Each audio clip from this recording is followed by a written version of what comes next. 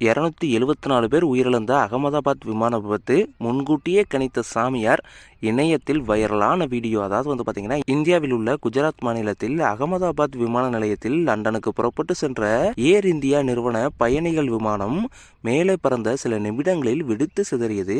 அந்த விபத்தில் 242 பேரில் 241 பேர் உயிரிழந்தனர். மேலும் விமானம் விழுந்த பகுதியில் பிஜே மருத்துவக் கல்லூரி மாணவர்கள் தங்கும் விடுதி இருந்துள்ள நிலையில் அங்கு இருந்த பயிற்சி மருத்துவர்கள் உட்பட 10 பேர் உயிரிழந்துள்ளனர். தற்போது விமான விபத்தில் உயிரிழந்தவர்களின் எண்ணிக்கை 274 உயர்ந்துள்ளது. இந்நிலையில் இந்த விமான விபத்து பற்றி முன்கூட்டியே சாமியார் ஒருவர் கணித்து கூறிய அருள்வாக்கு ஒன்று சமூக வலைதளங்களில் வெளியாகி வைரலாகி வருகிறது. அதாவது, கர்நாடக மாநிலம் பெலகாவி மாவட்டத்தில் நயா நகரில் சுக் தேவானந்தா சுவாமி மடம் உள்ளது. அந்த மடத்தின் மடாதிபதியாக அபிநவ சித்தலிங்க சுவாமிஜி உள்ளார்.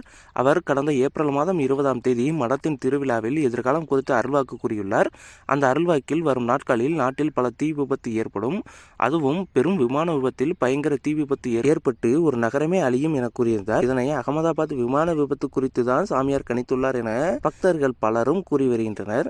தற்போது சாமியாரின் அருள்வாக்கு இணையதளத்தில் பேசு பொருளாக மாறியுள்ளது.